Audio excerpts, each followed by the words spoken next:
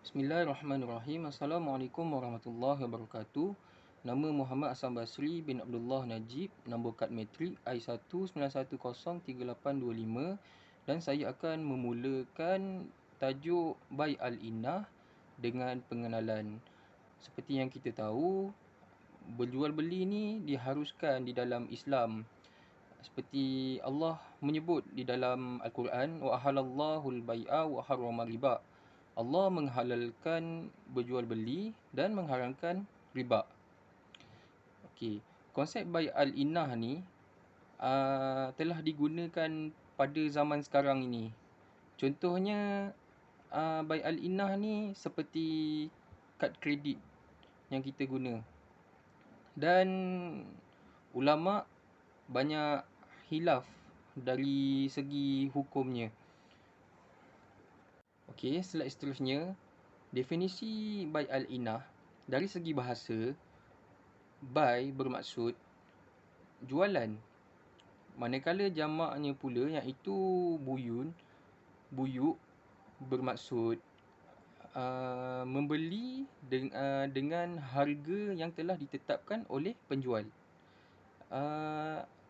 Maksud bai yang lain pula ialah pertukaran harta dengan harta. Manakala al-innah bermaksud dia mengambil daripada perkataan Arab iaitu al-ain yang bermaksud tunai. Okey, seterusnya dari segi istilah,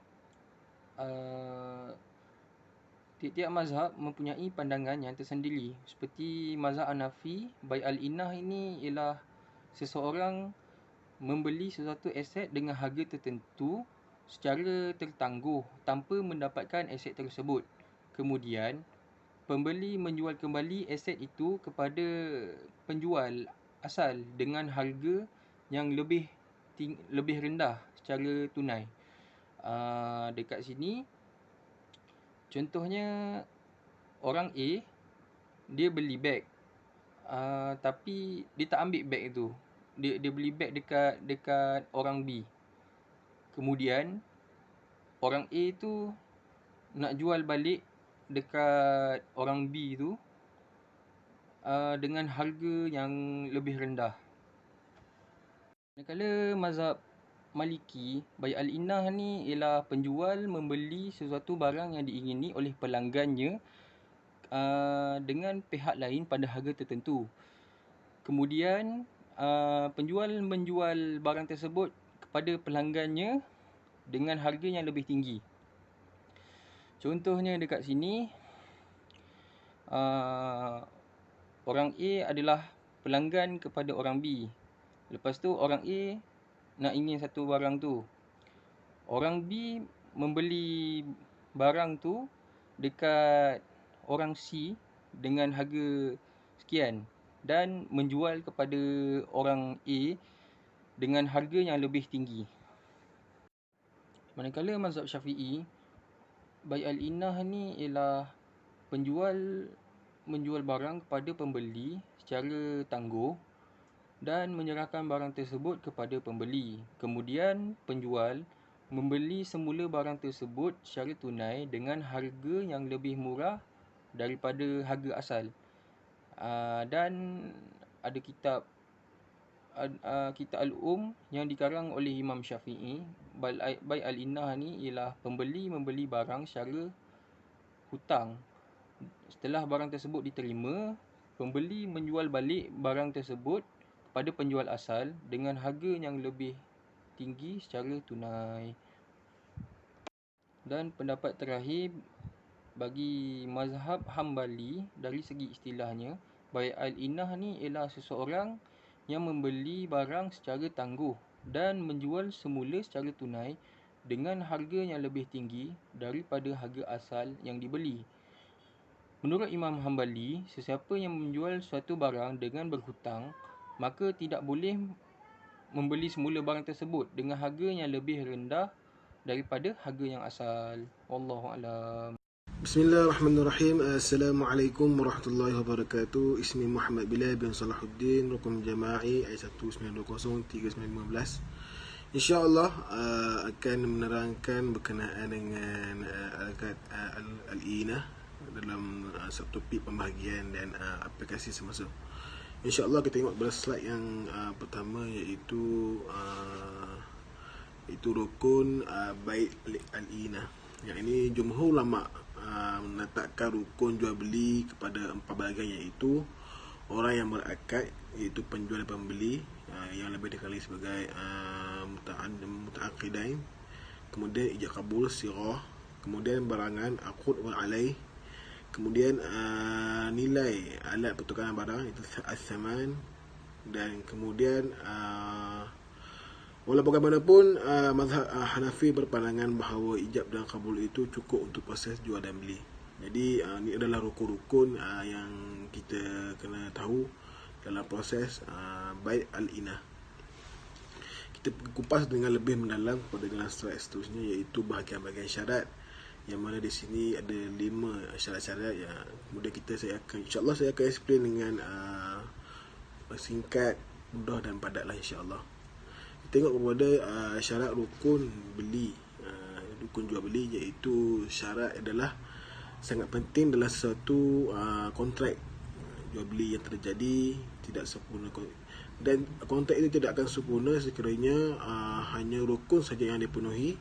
Manakala syarat-syarat tidak dipenuhi, syarat tidak sempurna, maka secara tidak langsung, secara automatik kontrak tersebut terbatal dengan sendirinya kerana salah satunya tidak sempurna. Jadi kalau kita nak syarat rukun jual beli ni dia terlaksana, syarat dan rukun mesti sempurna.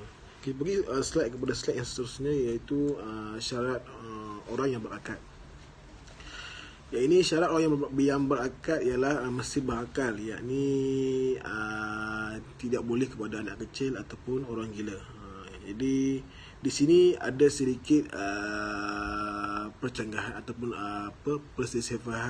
perselisihan pendapat antara ulama, iaitu memayyiz, yang mana menurut Imam Hanafi sekiranya anak kecil itu yang belum memayyiz, dia yang berakad dan membawa keuntungan kepada dirinya. Maksudnya walaupun dia tidak memayyiz, tapi kalau kita berakad dengannya, bermuamalah dengannya, yang memberi keuntungan kepadanya, jadi akad itu sah hukumnya. Itu mengikut Imam Hanafi. Kemudian muta'aqidan, iaitu orang yang berakad, iaitu mestilah baligh dan berakad. Jadi kalau kita berakad atau bermuamalah dengan orang yang tidak baligh, tidak berakad ni, hukumnya tidak sah.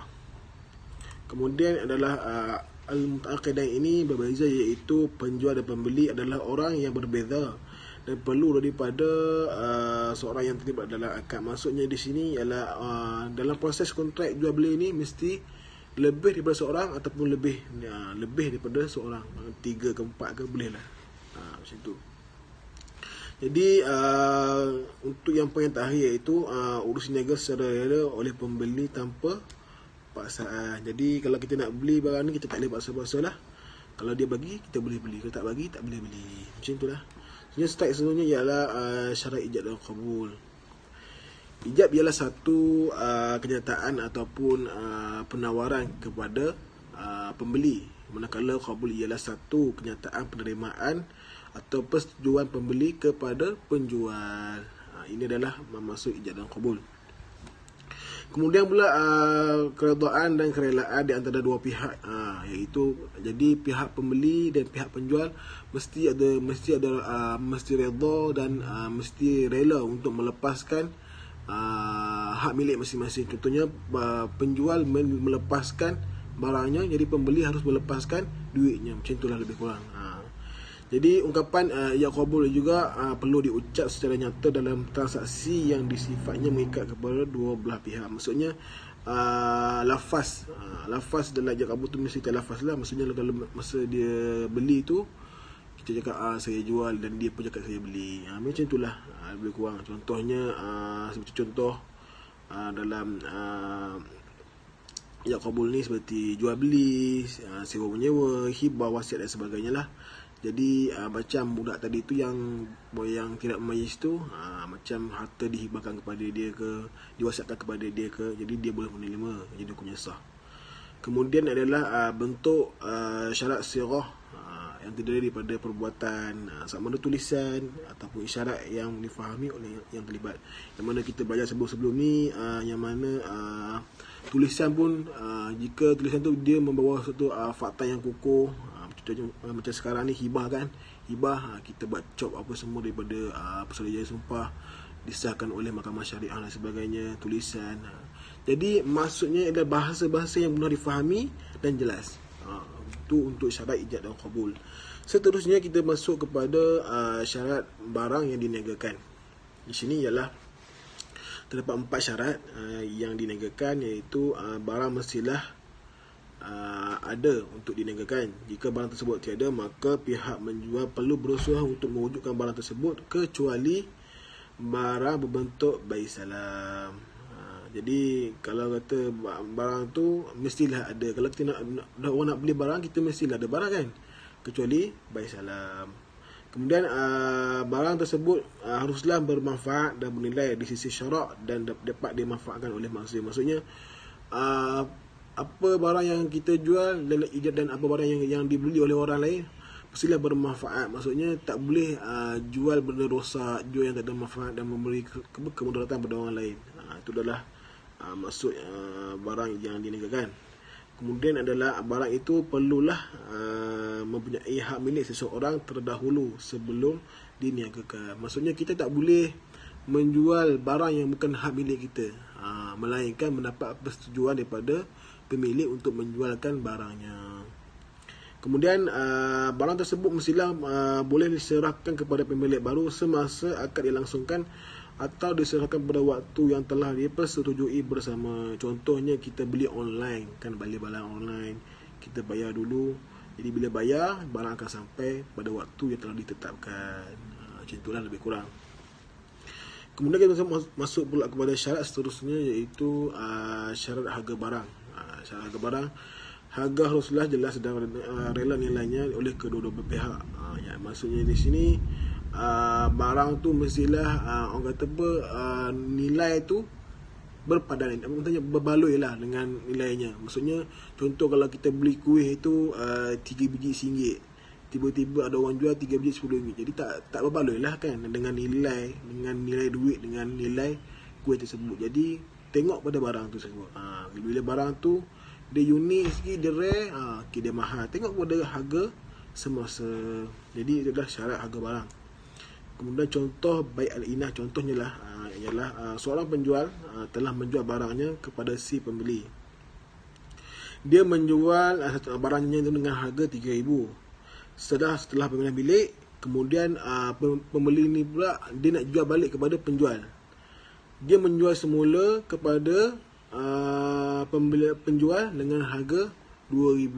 Ini adalah contoh bai al-inah. Kita masuk pula kepada aplikasian konsep bai al-inah dalam amalan perbankan Islam di Malaysia. Di sini pelaksanaan bai al-inah ni telah mendapat persepakatan daripada Majlis Penasihat Syariah Bank Negara Malaysia pada mesyuarat yang ke-8 pada 12 Disember 1998 yang telah memutuskan bahawa pelaksanaan bai al-inah diharuskan dengan 2 syarat. Dia syaratnya apa?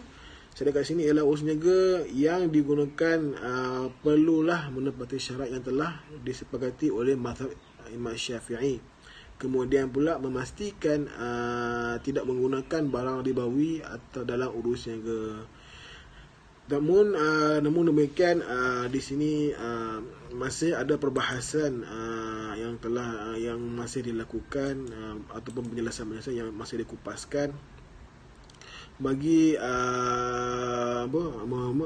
boleh memutuskan supaya baik ini ataupun akad ini tiada isu yang timbul di kemudian hari. Kemudian kita masuk kepada slide yang seterusnya, iaitu aplikasi yang semasa, yang mana kita sedia maklum sekarang kita berada dalam era fasa teknologi yang sangat canggih, yang mana semua perkara di hujung jari, yang mana saya sertakan link di sini, sertakan link yang berkenaan dengan perbankan online menggunakan akad Al-Inah.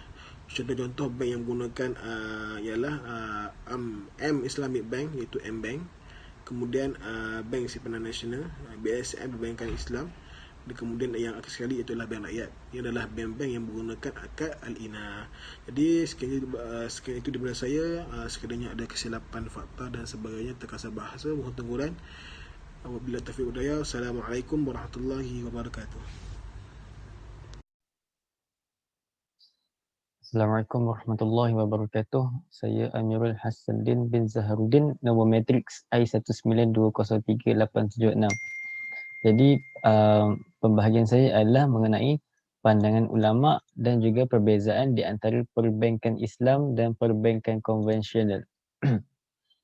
Pandangan ulama yang pertama adalah golongan ulama yang menolak kaedah dan juga sistem Bai'ul Inah ini.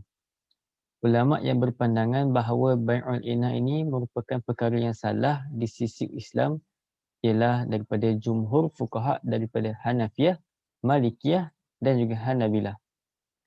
Yang kedua adalah ulama yang menolak adalah di kalangan sahabat seperti Sayyidatina Aisyah, Ibnu Abbas dan Anas bin Malik.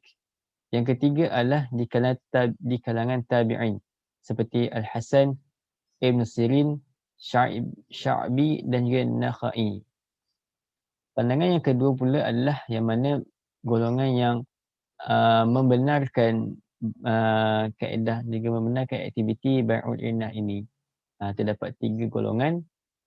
Yang pertama adalah Bai'ul Inah ini mendapat sokongan daripada kalangan fuqaha, daripada ahli Asy-Syafi'iyah. Hukumnya boleh bertukar daripada harus dan juga kepada makruh. Ini bergantung kepada niat. Sekiranya terdapat niat fasid di dalam bai' tersebut, maka hukumnya jatuh kepada makruh.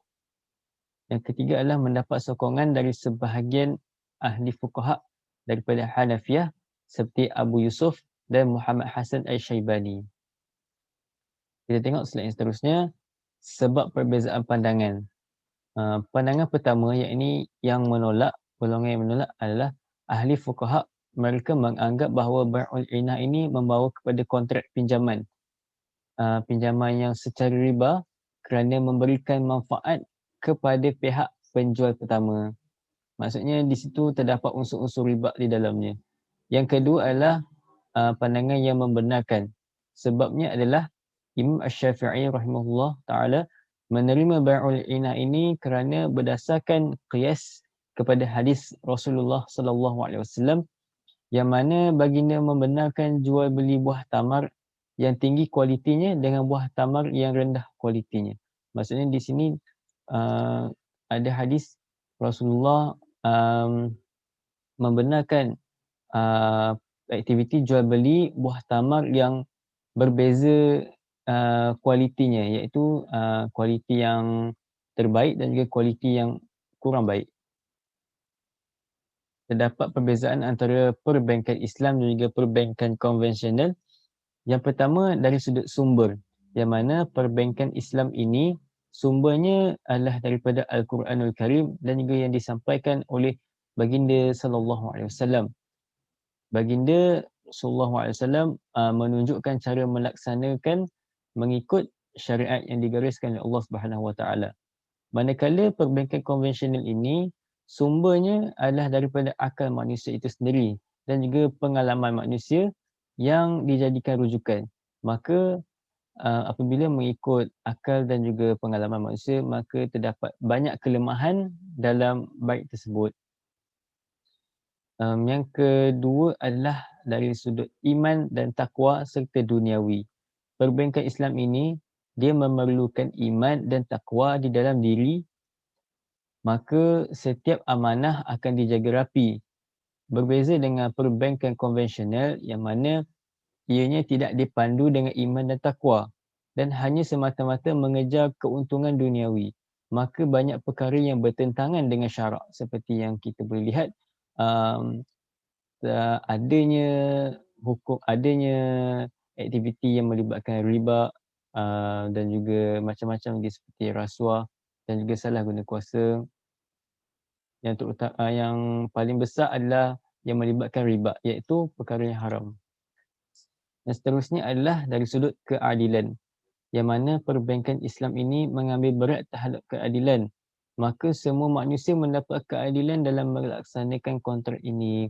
Seperti yang kita tahu, Islam ataupun syariat sangat menitik beratkan konsep keadilan ini, yang mana semua manusia akan mendapat keadilan mereka mengikut cara masing-masing.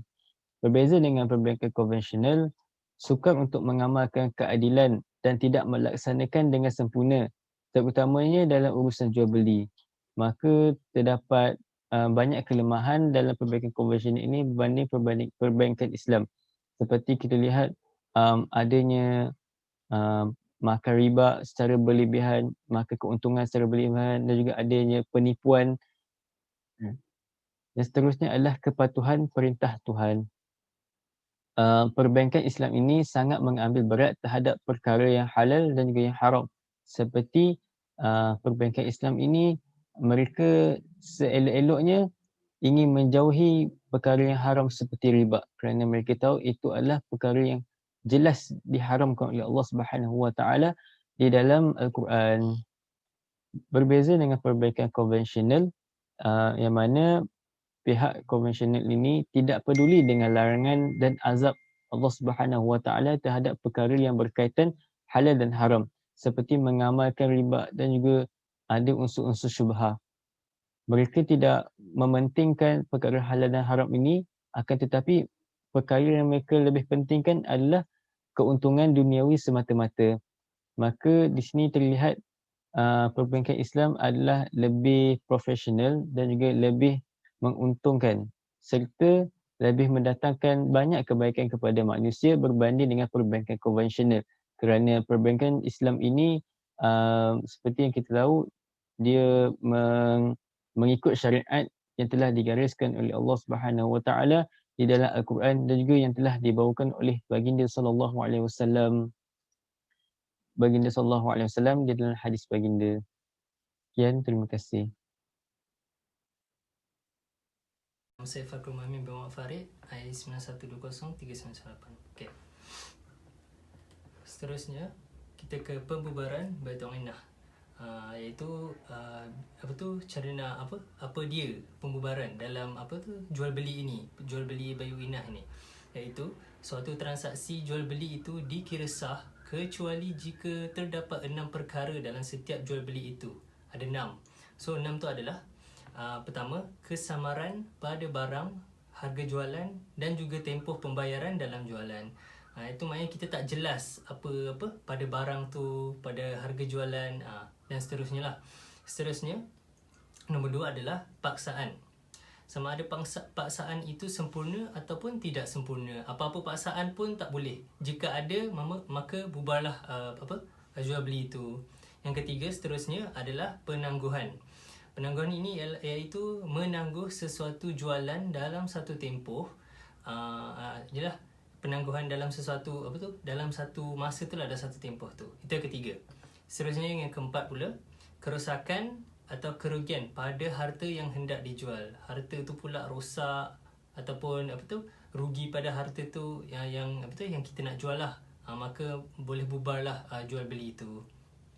Yang seterusnya, penipuan sifat barang. Maknanya yang penjual tu tak bagi detail yang betul pada sifat-sifat barang tu macam mana, elok ke tidak, kemek ke apa ke kan, kita tak tahu. So dia ialah penipuan dalam sifat barang lah. Yang terakhir sekali adalah syarat yang merosakkan atau menganiai salah seorang muta'akidain. Muta'akidain ni yang dua akad tadi lah, salah seorang muta'akidain, iaitu penjual ataupun pembeli. Salah satu pun yang merosakkan dia, maka bubarlah bai' al-innah dia. Okay. Seterusnya kita akan ke kesimpulan. Okey. Secara kesimpulannya daripada kawan-kawan saya yang dah present, Hamirul Hassan, Bilal dan Hasan Basri. Secara kesimpulannya dalam tajuk ini, jual beli Bai'ul Innah ni ialah transaksi menjual dan kemudian membeli semula sesuatu barang tu yang di antara dua pihak tadi, mutaakidain, untuk mendapatkan tunai, cash. Jual beli ini juga melibatkan dua akad yang berbeza ke atas barang tersebut. Harga untuk jual beli ini pun berbeza, iaitu harga jualan pertama lebih rendah daripada harga jualan yang kedua. Hal ini kerana jual beli yang pertama dibayar secara tunai, manakala harga jualan yang kedua pula dibayar secara ansuran ataupun tangguh. Kita tahu konsep ni pada hakikatnya sebenarnya lah bertujuan untuk mendapatkan pinjaman wang tu, pinjaman cash tunai. Tapi yang para sarjana Islam juga ada yang berpendapat bahawa penggunaan hilah dan bayu inah dekat Malaysia ni merupakan suatu keperluan daripada terus membiarkan masyarakat secara terang-terangan dengan pinjaman yang berteraskan riba lah, yang dilakukan melalui sistem konvensional. So, bagi pelanggan dan masyarakat yang memilih bank berteraskan Islam dapat menjalankan transaksi kerana Islamnya bank tersebut. Mereka berterusan mengharapkan pihak institusi iaitu pihak bank terbabit sentiasa peka dengan garis panduan dan hukum-hukum syariat yang berlaku, yang bukan sahaja dari segi teknik je tetapi juga falsafahnya. Okey. So hubungan dengan itu yang kita tahu, para sarjana Islam, para ulama telah berpendapat dalam bayu-inah ni, dan ada dua. Ada yang setuju, ada yang tidak setuju. Okey, yang pertama, hukum bayu-inah yang mengharamkan ia datang daripada yang kita tahu tadi, yang telah present mazhab Maliki, mazhab Hanafi dengan Hambali. Diorang ulama mereka tidak bersetuju, diorang mengharamkan. Tetapi daripada mazhab Syafi'i ia diharuskan. Okey. Manakala pendapat yang pertama tadi yang kita tahu diorang haramkan kerana majoriti daripada mereka berpendapat bahawa ia adalah hilah kepada riba. Manakala yang kedua, yang pendapat Imam Syafi'i, dia mengharuskan bai'-inah dan berpendapat selagi jual beli tersebut tidak bersyarat untuk menjual balik barang tersebut kepada pemilik asal, maka ia adalah harus. Yang kedua ni pula dia cakap sebab al-inah tidak disebut dalam Al-Quran dan hadis Nabawi secara khusus. Okay. So oleh yang demikian, bayu-inah dipraktikkan di Malaysia adalah harus oleh mazhab Syafi'i kerana ia bukan satu helah bagi menghalalkan riba, tetapi salah satu cara untuk memudahkan para pelanggan bagi mendapatkan mudah tunai dengan segera secara yang diharuskan syarak. Itu sahaja dari kami. Assalamualaikum warahmatullahi wabarakatuh.